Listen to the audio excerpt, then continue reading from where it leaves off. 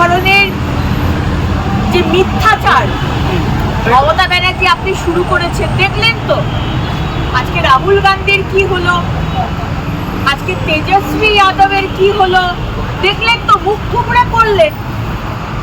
তারপরেও লজ্জা নিয়ে আপনাদের মিথ্যাচার করছেন, মানুষকে ভুল বোঝাচ্ছেন।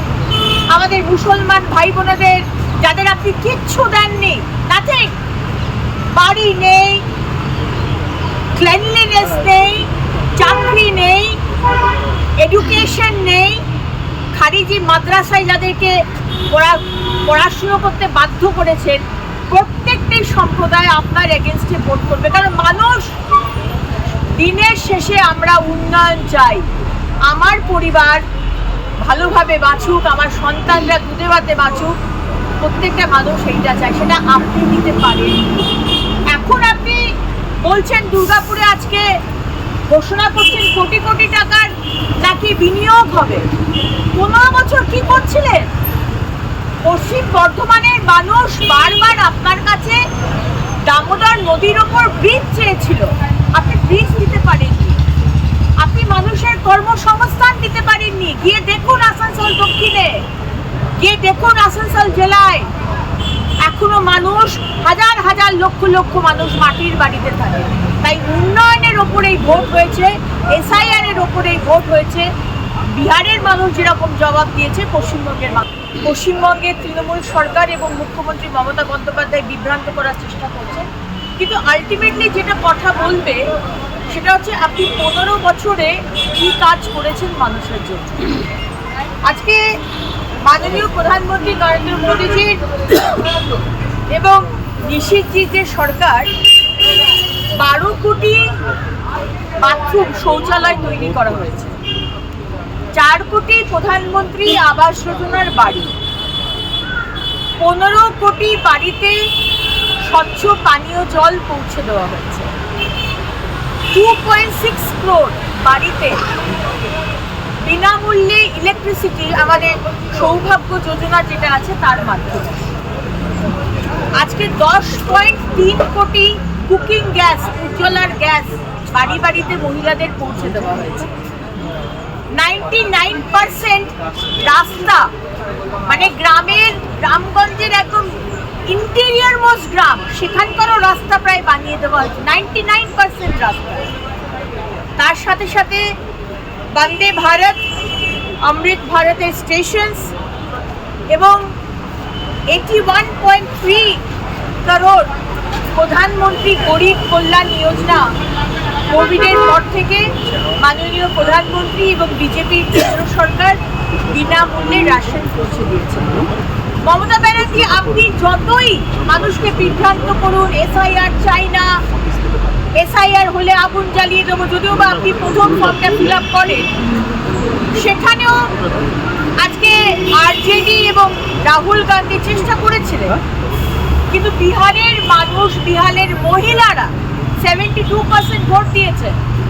মহিলারা বলেছে, ডিসাইড, তাদের রায় দিয়েছে, আমরা লালুজির ওই অন্ধকার বিহারে আর যেতে চাই। আমি মহিলাদেরকে স্যালুট জানাই, বিহারের মহিলাদের।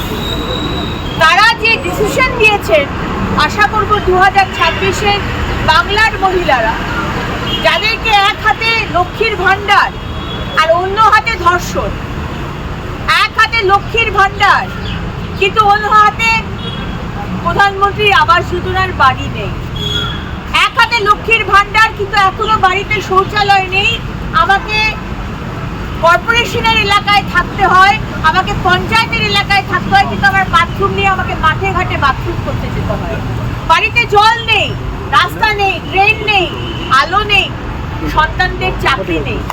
এর জবাব বাংলার মহিলারা, আজ যেরকম বিহারের মহিলারা জবাব দিয়েছেন, 2026 নিশ্চিত থাকুন, বাংলার মহিলারা, বাংলার ভাইরা, বাংলার মানুষ, তারা জবাব দেবে। আজকে এজেন্সি চালানো আর প্র্যাকটিক্যালি মানুষের কাছে গিয়ে মানুষের আশীর্বাদ পাওয়া কাজ করে, দুটোর মধ্যে যে আকাশ পাতাল তফাৎ, প্রশান্ত কিশোরজি আশা করি আপনি নিজেও বুঝতে পেরেছেন, আপনার পার্টির লোকেরাও বুঝতে পারে।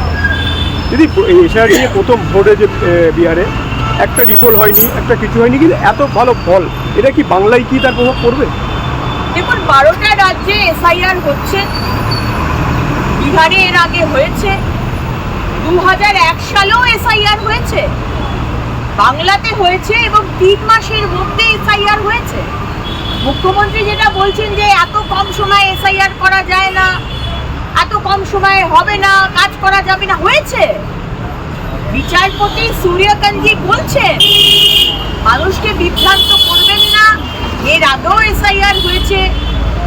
গতকাল 33+13 লক্ষ আধার কার্ড নেই, তাদের নাম কাটা গেছে।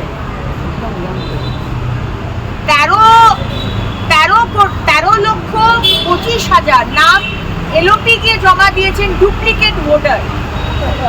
এত কিছু আপনার সরকার থাকতে এগুলো কাটা হয়নি। বোঝা যাচ্ছে যে এইসব ভুয়ো নাম, মৃত নাম, ডুপ্লিকেট নাম, এদেরকে দিয়ে এতদিন ভোট করিয়েছেন মমতা ব্যানার্জি। আজকে যখন নামগুলো কাটা হচ্ছে আপনি দিশেহারা, আপনার দল দিশেহারা। আপনাদের মাটির তলা থেকে, মানে পায়ের তলা থেকে মাটি সরে যাচ্ছে। তাই জন্য আজকে আপনি বাংলার মানুষকে বিভ্রান্ত করার চেষ্টা করছেন। বিহারের মানুষ তারা কিন্তু জবাব দিয়েছে, আর এই রেজাল্ট এসআইআর এর ফল। ভুয়া ভোটারদের বাতিল করে স্বচ্ছ ভোটার লিস্টে আজকে ভোট হয়েছে। বিহারের মহিলারা, বিহারের ভাইরা তারা জবাব দিয়েছে। তৃণমূল বলছে এই ভোটের প্রভাব বাংলায় পড়বে না। তৃণমূল বাংলার বন্ধু। বাংলা এখনো বাংলাদেশের অন্তর্গত হয়নি মমতা ব্যানার্জি আর আপনার পার্টি। সারা ভারতবর্ষের 140 কোটি মানুষ যে রায় দেবে, অন্য রাজ্যের মানুষরাও সেটা দেখে। আর আজকে ডিজিটাল ইন্ডিয়ার যুগে একটা সেকেন্ড লাগে না খবর পৌঁছতে। কে ভালো কাজ করছে আর কে মানুষকে ঠকাচ্ছে, কে মানুষকে ভুল বোঝাবার চেষ্টা করছে, আজকে গ্রামগঞ্জের মানুষরাও সেটা বুঝতে পেরেছে। তাই বিহারের ভোটে বাংলার লাভ হবে, এফেক্ট হবে, হবে না, আর তো 4টে মাস বাকি। 2026 দেখা যাক বাংলার মানুষ কি রায় দেয়।